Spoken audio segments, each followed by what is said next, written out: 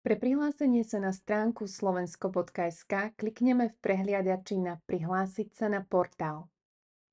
Vyberieme Prihlásiť sa pomocou slovenského dokladu. V časti Mobil ako čítačka klikneme na Pokračovať v mobilnom telefóne. Na mobilnom telefóne otvoríme aplikáciu e-Identita a vyberieme naskenovať QR kód.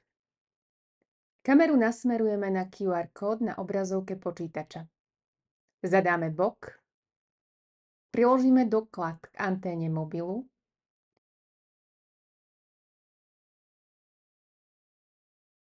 po úspešnej autentifikácii zadáme štvorciferný overovací kód v prehliadači na počítači.